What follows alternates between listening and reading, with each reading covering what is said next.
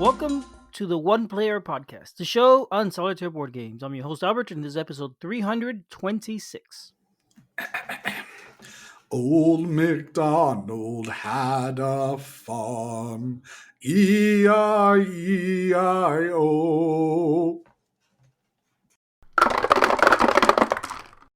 Wow, Julius, you got a really good voice there. Why, thank you, Albert. Why, thank you very much. All this time I've been making fun of your voice.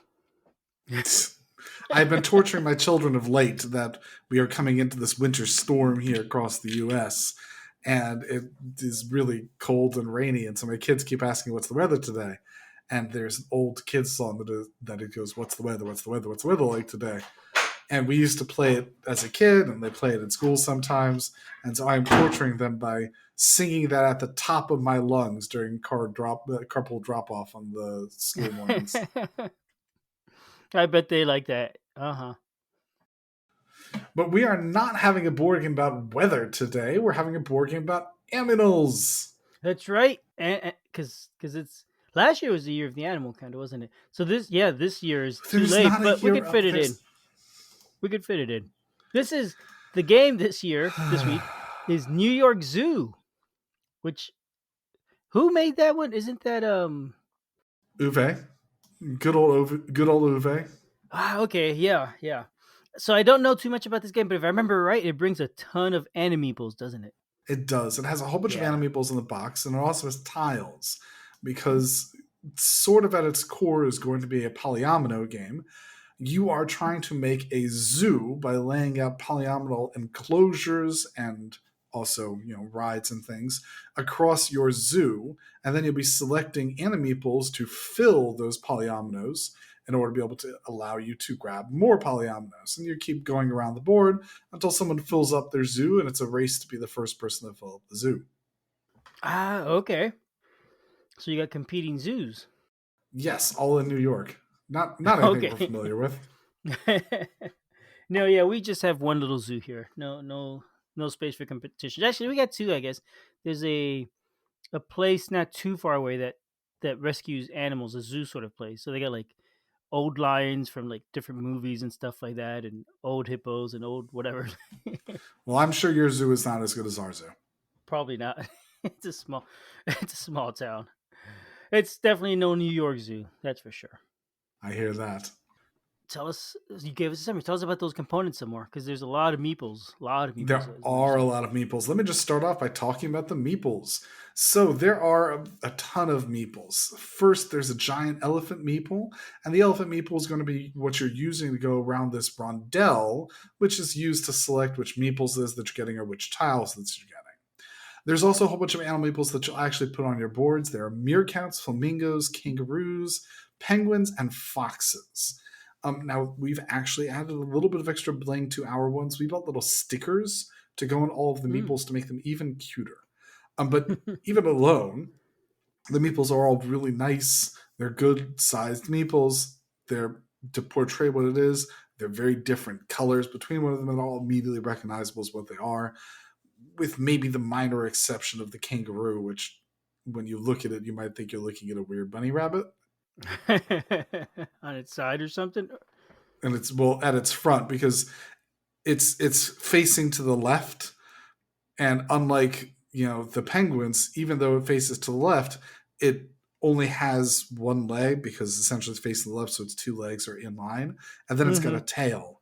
But if you don't realize what you're looking at, you might think that the tail is like a curvy, wavy leg, and that it's a bunny rabbit that needs some help. Oh.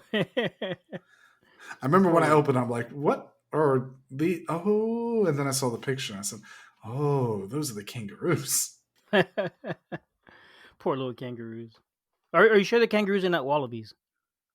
Well, I mean, they're labeled as kangaroos. Oh, okay. So, yes. So it has a whole bunch of meeples. In addition, it's got the different enclosure tiles, and these are all very generic type things.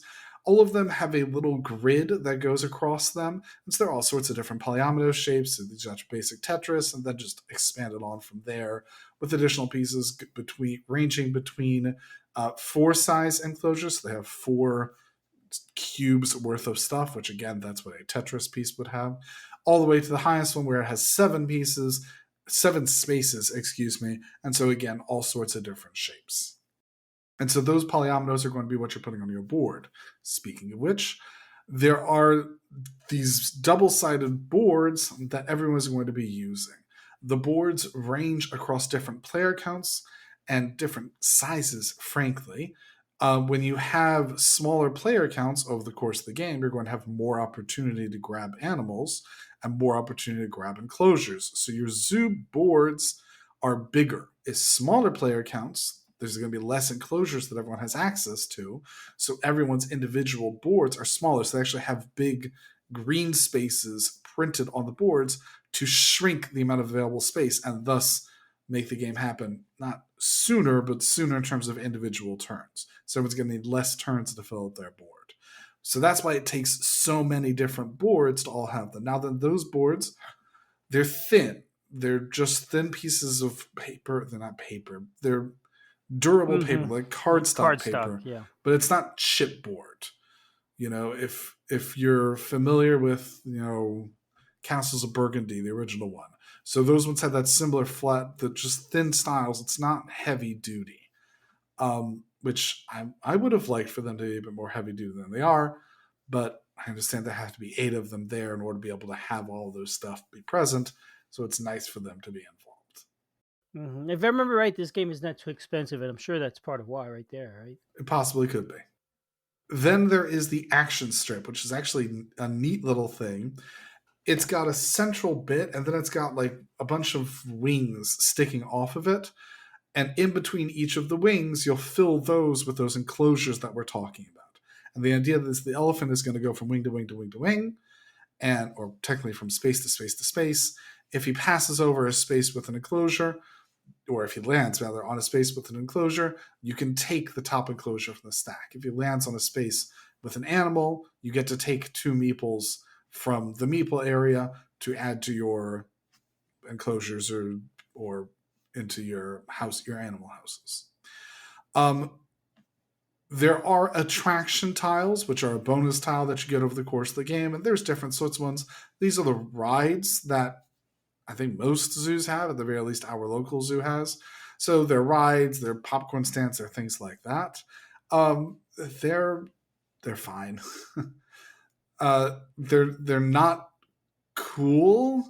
They don't look neat. Like I remember the pictures on Steam Park, which is a robot themed amusement park game. The Yep. rides were cool. These rides they're not. There's nothing cool Just about it. You're not going they're to be riding just home regular with old speed. rides. Yeah. Yeah, just I mean, regular they're old not rides. the focus of the game, really. Anyway, it's about animals at the zoo. They are not the focus of the game, but I'm not going to be giving any points for art for the game. Okay. It could have been cool. You could have given cool looking rides, but they chose, real life boring looking rides. Mm-hmm. The art in a way reminds me of Alhambra, the game, which is at this they kind of it's isometric and the images are pretty small. Yeah, they're And just small. they're pretty, but nothing special. Yeah, I mean these are not even pretty. You don't think so? I think they look just fine. I think they're attractive in a they're fine.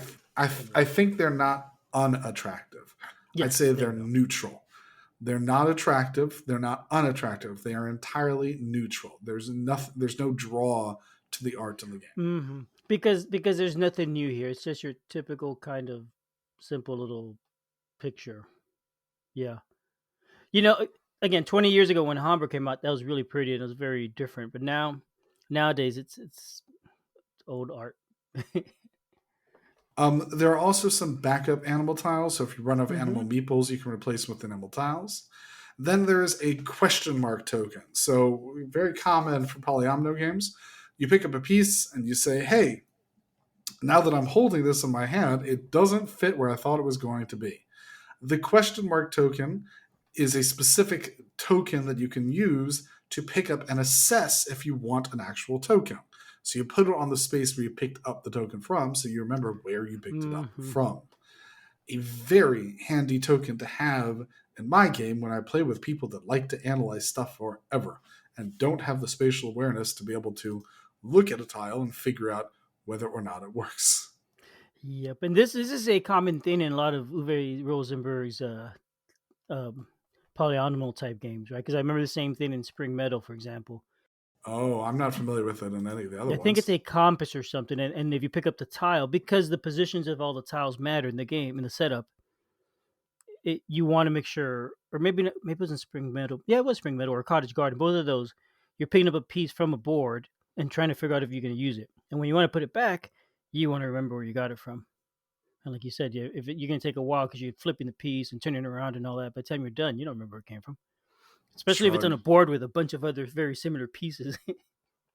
shrug. Yeah. I don't know. It's not been a particular issue with me, but then I'm aware that I do not have aphantasia, that my wife does have aphantasia. So, different strokes. hmm hmm Well, I appreciate that. That's there. Are Indeed, it is certainly useful. jumping back to the player boards? Are they different? Are all the player boards the same? All those cardstock boards, or are there differences at all? As mentioned, there are differences because there's different sizes based on player count, and there's slightly different sizes based on player order.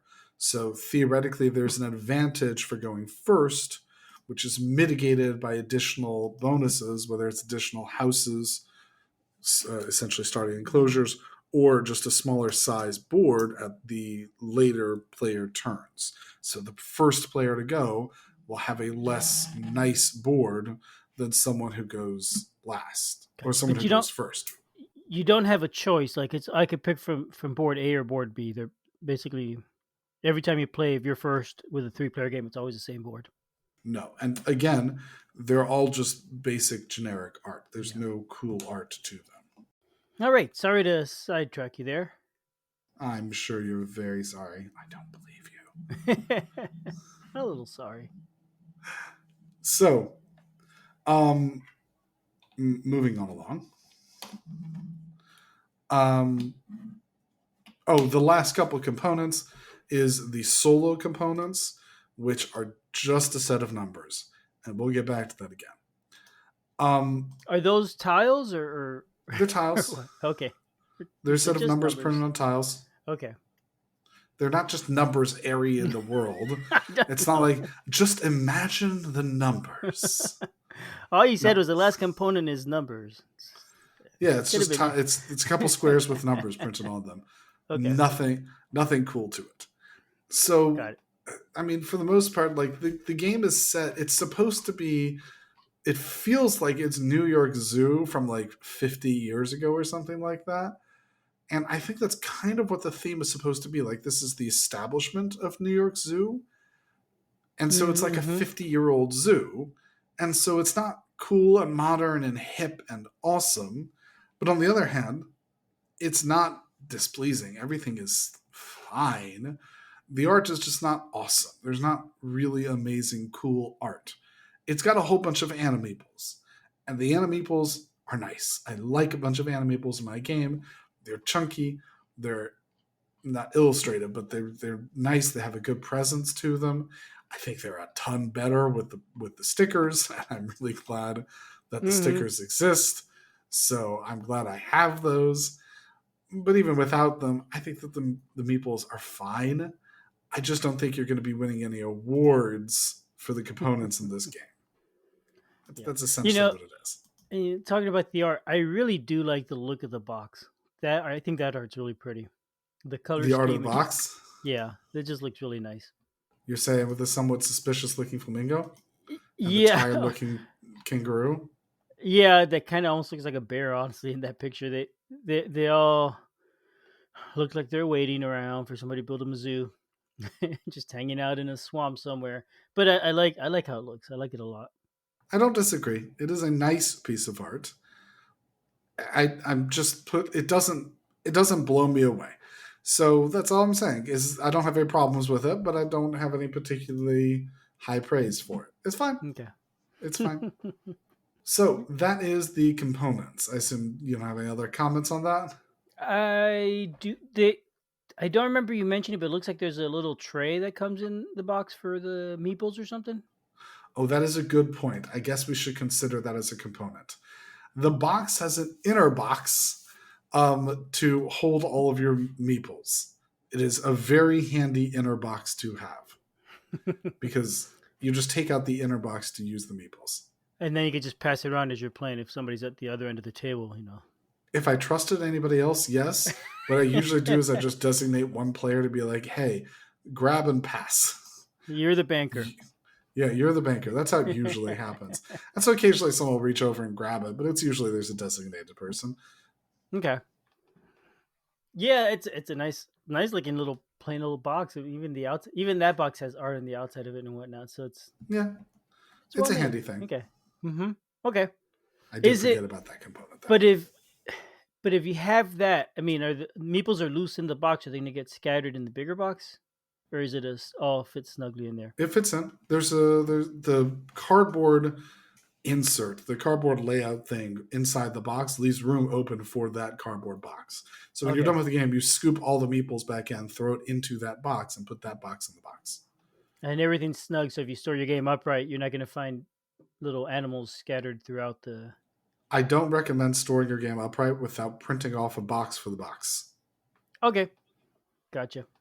But you can print off. There's available in BGG a printable box for the box, a box lid for the box. So put a Mm-hmm. box lid on the box, and then you will close the box, put it in the box, and then close the box, and then put the box on the shelf. Man, I need to look into these 3D printer thingies, huh? That's not 3D printing. That's Oh, a it's a printer a and paper craft. paper fold. Yes, that's paper craft. I am a paper crafter. Yeah, you're also a 3D printer, aren't you? I Yeah, don't own a 3D printer, but I I do thought you did. occasionally Okay. dabble at other people's 3D prints. Oh, okay. Huh. But the stuff I do by hand, the ones that I create papercraft stuff. Gotcha. Yeah. And that is a nice looking lid too. Look at that. I didn't Hmm. make it. No, you built yours, but you didn't. Yeah. Gotcha. I'll be quiet. On to the rules then. So, Albert, the rules are perfectly fine. They explain how it is that you play through the game. They pick you out through all of it. The game is not a particularly complex thing, but I was certainly able to understand the rules as I was doing. I was able to understand how to play. It goes through with just enough detail. I would say that there is maybe just a small rule that I missed. Um, Part of the thing that there's like a little Uwe giving a hint at a couple times throughout the course of the game, and it would have been nice if the rule that I missed was called out with an Uwe, like, "Hey, don't miss this rule." But on the other hand, I'm sure like a lot of people have missed rules in playing through games. You can't call out Oh every yeah. single rule like that, otherwise it won't make sense. So I managed to miss something, but I don't think that's anything on the rules. The rules it listed Yeah. it right there for me. I mean, for me, that's par for the course. If I play a game and don't get any rules wrong the first time through, then there's something wrong with that game. Yeah. For sure. I don't think there's anything wrong with it. It probably just means it's a really simple game. Yeah. But yeah, so I missed one, played a whole game with it. I was like, we have a whole lot more animals than I should because I wasn't limiting how many times you can have whatever. I'll get to it. But Hmm. yeah, otherwise the rules are perfectly fine. They explain how you play the game. Works great. I was gonna say, I mean, Lookout Games has made a ton of games with Uwe. Right, and by now they've got the whole rule making process down pat. But this isn't actually not published by them. We didn't mention No, that, did this we? is This is published. It's the people with the cup. the Cup. Yeah, I don't know. I don't. So let me see. Here's a list: Capstone Games, Hobby World, Grok Games, Cranial Creations. Cranial Creations. Okay. That's the one. But other ones too, yes. But the one that I have is Cranial Creations, although I do note that the one online is Fewerland. So I'm not sure how that happened. That's probably the original publisher. Yeah, I don't know. I don't know how that works really. Anyway, But it is not Lookout Games, which was my assumption. It being a Uwe Rosenberg game. I think he's part owner of that company. I don't know that. I sort of no always idea. assumed. Yeah, no idea. Anyway, Oh yeah, so no. Albert, let's talk about the Oh, theme. actually, Fearland was a publisher was founded by Frank Heeren and Uwe Rosenberg. So this is his company. Huh? Look at that. Anyway, yeah. Sorry, sidetrack there again. Julius, tell me about the theme. They're animals, and you're making a zoo. Okay.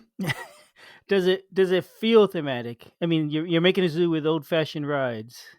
Assuming you're not a curmudgeonly wife of mine who says things like, animals don't really give birth like this.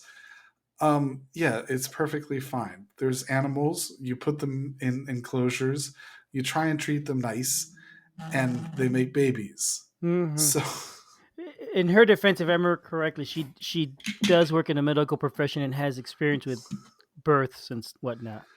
I mean, she has children. And she has children also. That's right. So, yes, she has some experience with birth. That is no excuse to be curmudgeonly. Stop it. It's just a game, for crying out loud. Yes. Okay. But otherwise, yeah, they're animals. You're putting them in a zoo. Like, the theme is basic enough that the fact that the animals exist and are cute little animals sells the theme. Yeah, So, actually, you're right. The cute factor is a lot right there. Yeah, that's a big draw. yep. Yeah, I mean, I've considered this game more than once because of the meeples specifically. I, For no I other would reason, honestly. I would say if you're getting it, you must get the stickers. That's just my Okay. recommendation. The game feels so much cuter with those stickers. I know it's an extra expense. It makes the game much more expensive, but in my opinion, it's really worth it. So let's talk about the gameplay, Albert. How about that? Okay. Okay, let's do that. Yep. All right. I'm going to. Well, how about this, Albert? Should I discuss the solo play version or the multiplayer first? I mean, we could talk about the solo play and just forget multiplayer. Cool. So, when you're playing solo, again, you have the central The rondel thingy, rondel. Thank you. The central rondel. I am which is getting not there. really round. It's a long del, really. I don't think roundel has to be round. I don't think. I don't know. Whatever. You have the central long dell, and again, you place the animals around, or excuse me, you place the enclosures around the central rondel. All of them around are going to be a bunch of stacks of 3. And then some of the spots sort of interspersed around that rondel are going to be spots with animals. Now, the animals are pictured, so there aren't actual enclosures, so you won't run out of animals, but they're at a set and measured amount of time, one per board, which both means that the animals will always be there. Nobody can snipe an animal from you. You'll know when it's going to come up.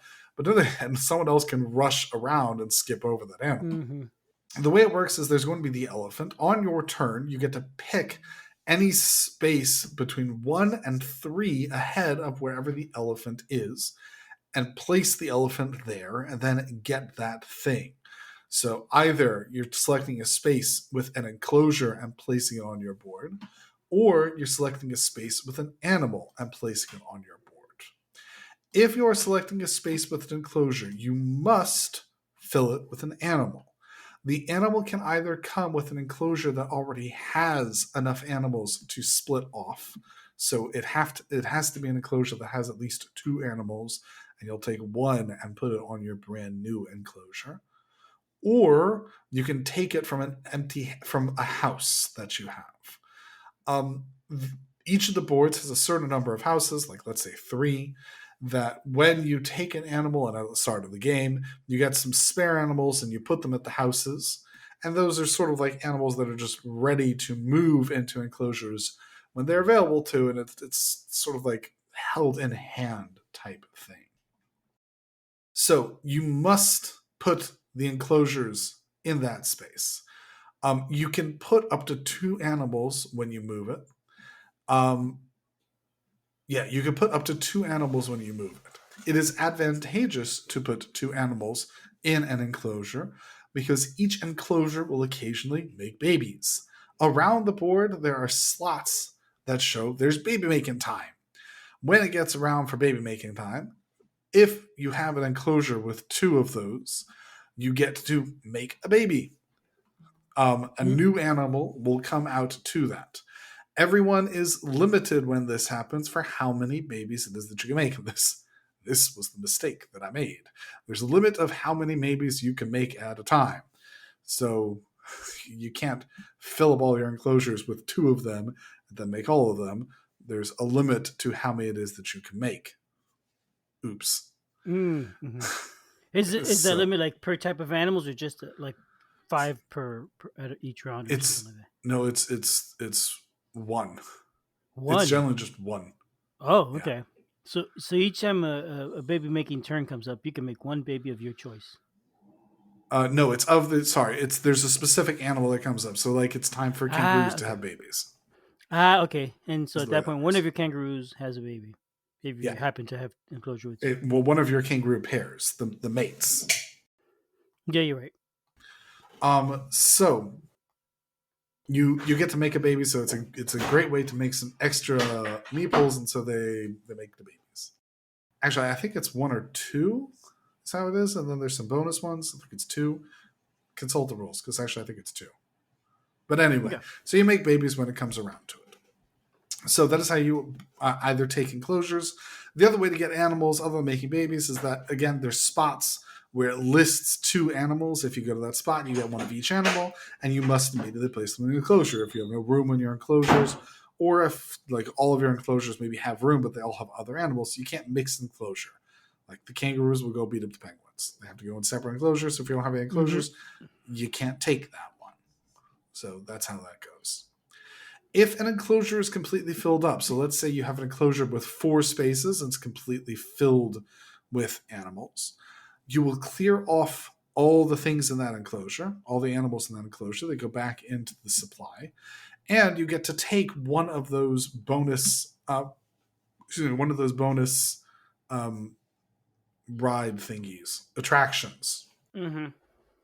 These are useful to fill in spaces because there's a bunch of one by ones. Because often as you're playing a polyomino game, you might realize that you have run out of space and you need to fill in the tiny little ones. And there aren't tiny little animal enclosures, so you need to grab some one by ones to fill in your space. Or there's a very few limited giant attractions, like one really huge one, and then they start getting smaller.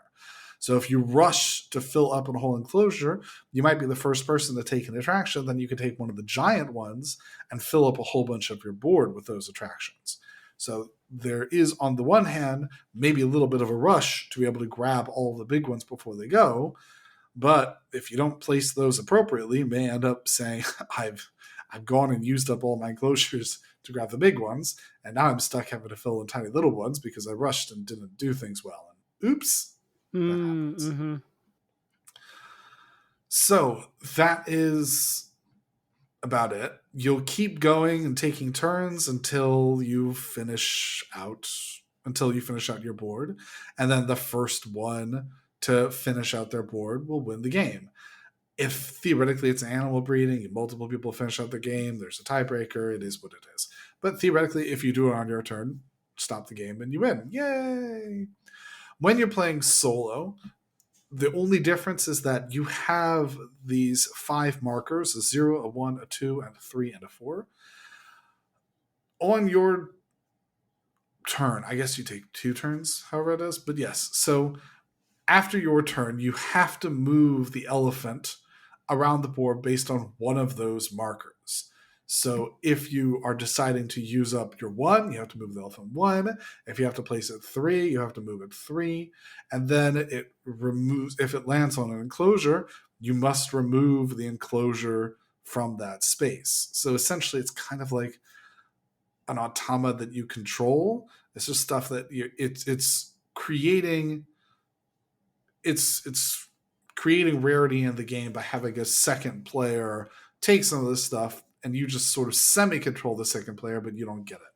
But you have a restriction about where it is that you can go. So you once you use one of those, it's flipped over, and you have to have them all be flipped over before you have the ability to start using them up again. So if you want to rush the elephant around really fast, you can't really. So there's a certain amount of restriction for what choices you have, and as it gets later in that 5-round set, you will really not have any choice about what is that the opposing the Otama is able to do. Similarly, the other one, again, when you fill up your whole board, you win, and your goal is to, I suppose your goal is to go as fast as you can. There is an official timer, which is you want to finish it before the board gets all the way around twice. And then you have to keep track of what happens after that and how far you get after that. I never do. I don't do such things.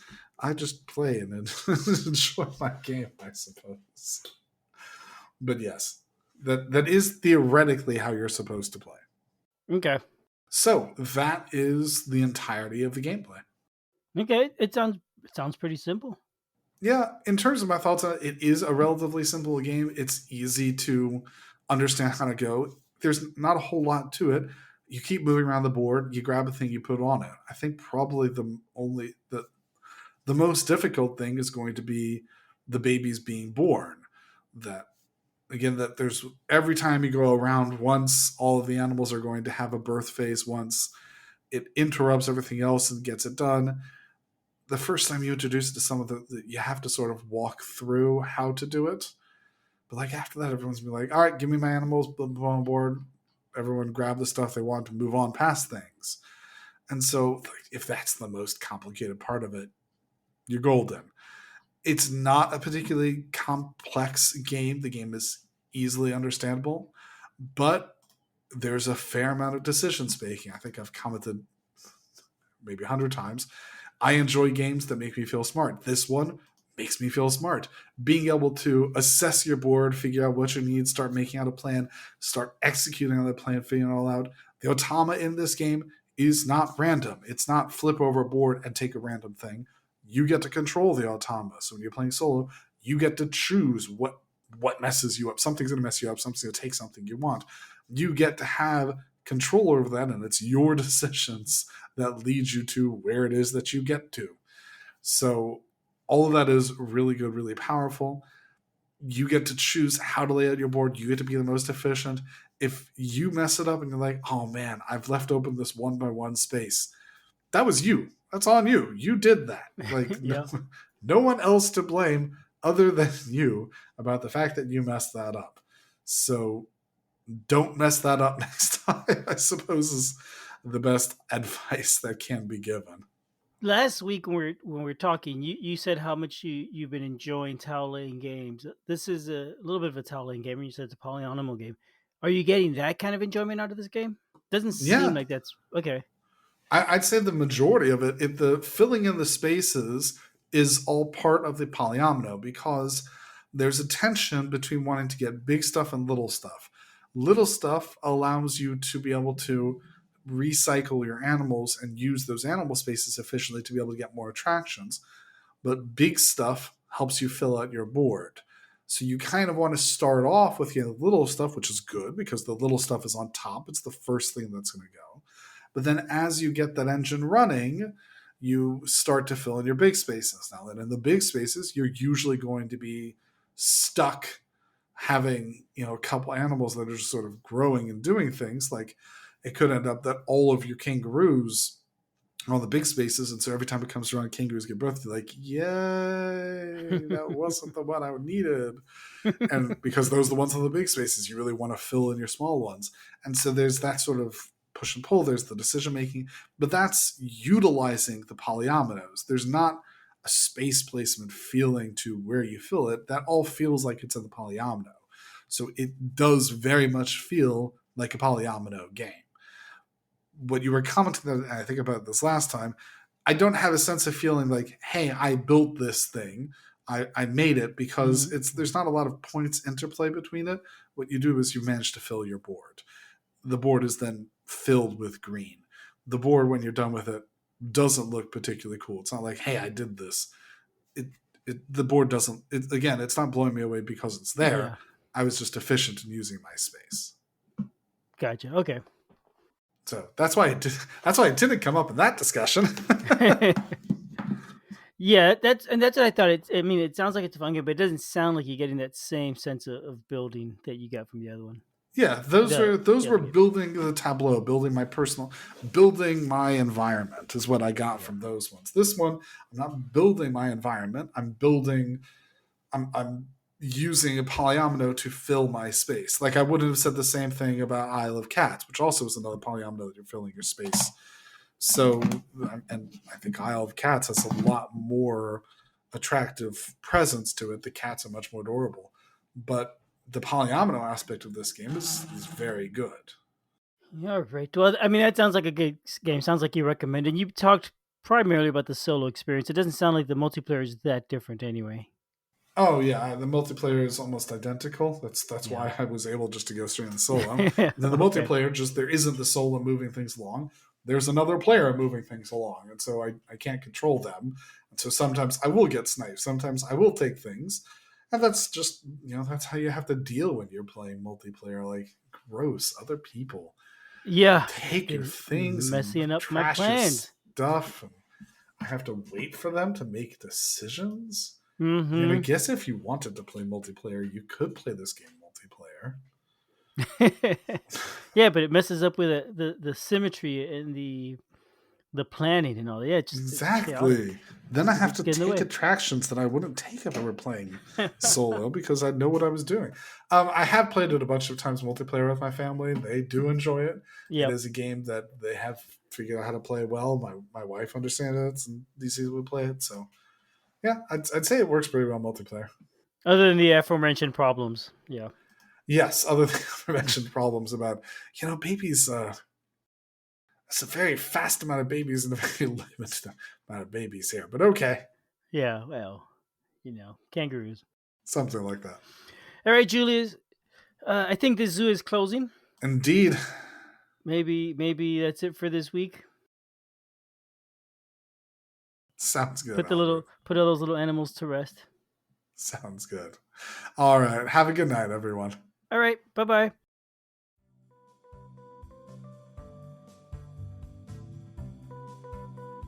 Thanks for listening. We love feedback, so we love hearing from you. You can reach me at julius@oneplayerpodcast.com or JLBird on BGG, and Albert can be reached at albert@oneplayerpodcast.com or Fractalud on BGG. Our website is oneplayerpodcast.com with the number 1, and we're also on Twitter at oneplayerpodcast. The intro music is copyright Angus, can be found at jamendo.com. The transition music is copyright by Dan Elduce Pancaldi, whose page is at donpancaldi.com. The One Player Podcast is protected under a Creative Commons share-alike license. Thanks for listening.